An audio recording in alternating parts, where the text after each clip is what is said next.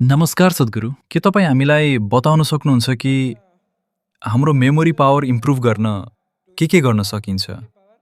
र हामी कसरी एक्जामको डरबाट मुक्त हुन सक्छौँ? इक्जामको डर Oh, तपाईँले सही व्यक्तिलाई सोध्दै हुनुहुन्छ।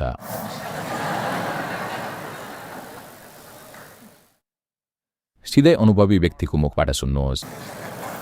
यस्तो व्यक्ति जसलाई इक्जामको कहिल्यै डर थिएन।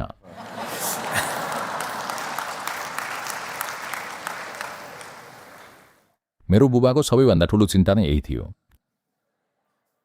कि मलाई इक्जामको कुनै डर नै छैन।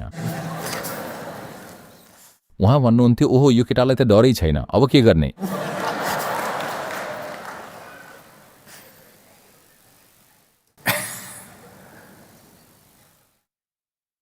कुरा बस यति हो।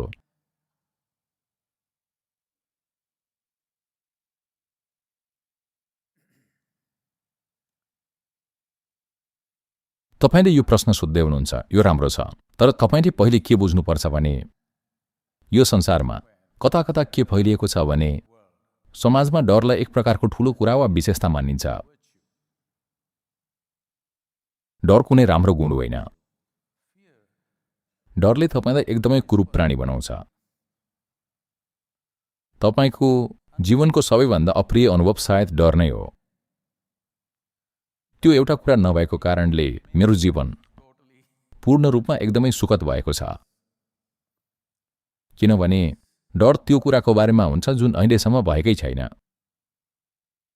डर त्यो कुराको बारेमा हुन्छ जुन अहिले अस्तित्वमा छैन। के होला भन्ने कुरा नै डर हो।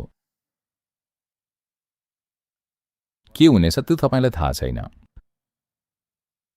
जब तपाईलाई थाहा हुँदैन कि तपाईं त्यो कागजमा के लेख्नुहुन्छ, जुन कुरा तपाईले वर्षभरि पढ्नुभयो, तैपनि तपाईलाई थाहा छैन कि तपाईं के लेख्नुहुन्छ।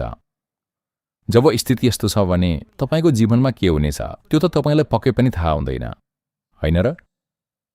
हो, तर तपाईं इक्जाम पछिका ती सबै भयानक कुराहरूको कल्पना गर्दै हुनुहुन्छ। होइन, इक्जाम पछि त एउटा सुन्दर विदा हुन्छ। हो, त्यसपछि एक दिन आउँछ जब उनीहरूले रिजल्ट अनाउन्स गर्नेछन्। मेरो कक्षा 10 को इक्जामको रिजल्ट म हेर्न गइन। मेरो कक्षा 12 को इक्जामको रिजल्ट पनि म हेर्न गइन। पछि मेरो परिवार उम्लिरहेका हुन्थे। आज रिजल्ट आउने दिन हो, त के गर्दैछस्? मैले के गर्नुपर्ने हो र? त्यसपछि उनीहरूले चिनेको कसैलाई भन्नेछन्, खबर पठाउनेछन्। उनीहरू गएर हेर्नेछन् कि उसको रिजल्ट के भयो भनेर। खैर, जसरी तसरी पास भइयो। अब कुरा यति मात्र हो।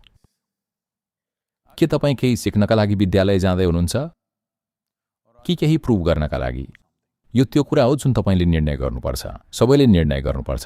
के तपाईं आश्रममा केही जान्नका लागि आउनुभएको हो कि केही प्रुभ गर्न? तपाईले यो निर्णय गर्नुपर्छ। जब तपाईं कुनै पनि ठाउँमा आफ्नो बारेमा केही प्रुभ गर्न जानुहुन्छ, तब बिरामीपन सुरु हुन्छ। असफलता र सफलताको बिरामीपन सुरु हुन्छ। जसले सिक्न चाहन्छ उसका लागि असफलता भन्ने कुनै कुरा हुँदैन, सफलता भन्ने कुनै कुरा हुँदैन, मात्र प्रयासको कुरा हो। कसैले यो एक दिनमा प्राप्त गर्न सक्छ, मलाई 10 दिन लाग्न सक्छ, कसैलाई 100 दिन लाग्न सक्छ। यो मात्र प्रयासको कुरा हो। यदि तपाईको रुचि सिक्नुमा छ भने प्रयास आफैमा एउटा सिकाइ हो। निरन्तर प्रयास गर्न सक्षम हुनु नै एउटा ठूलो सिकाइ हो, होइन र?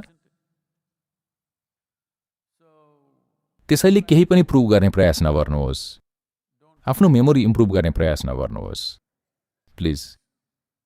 तपाईं विद्यालय केही वाह्यात कुराहरू सम्झनका लागि जानुभएको होइन, केही सिक्नका लागि जानुभएको हो।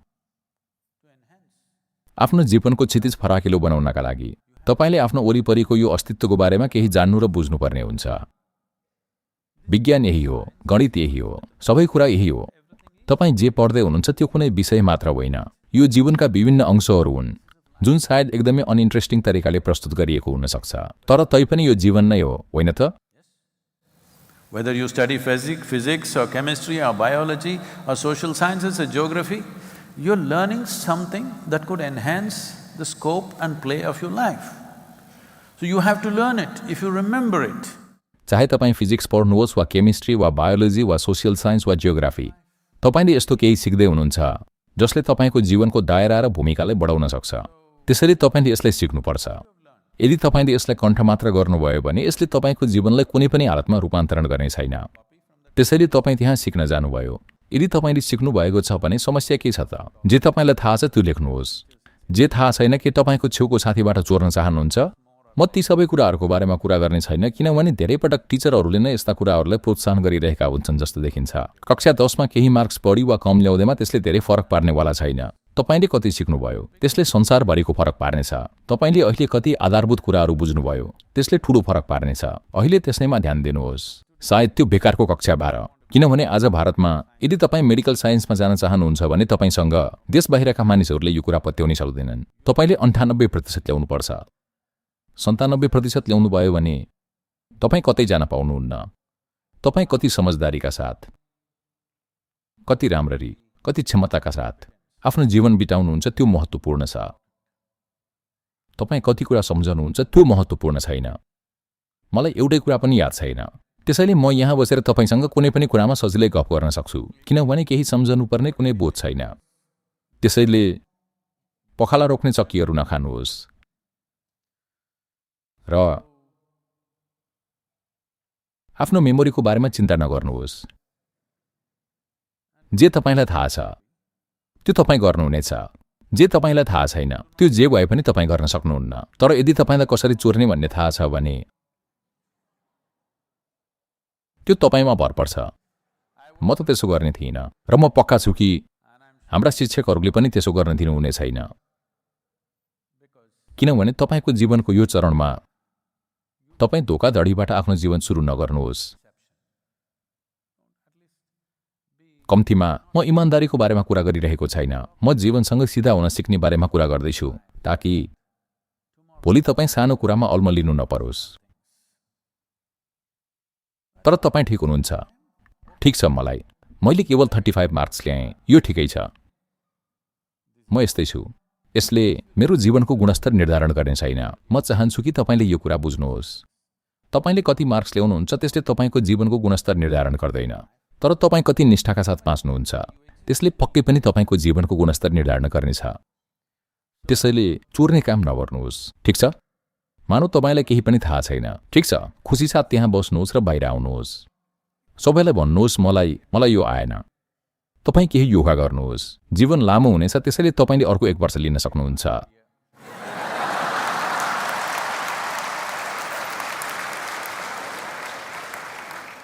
सिक्नका लागि अर्को 1 वर्ष। चोरी नगर्नुहोस्, किनभने साना कुराहरूको लागि आफ्नो निष्ठा नगुमाउनुहोस्। यी तुच्छ कुराहरू हुन्। यस्ता साना कुराहरूका लागि आफ्नो निष्ठा नगुमाउनुहोस्। भोलि जब ठूला कुराहरू आउँछन् तपाईँ तिनीहरूको अगाडि उभिन सक्नुहुने छैन।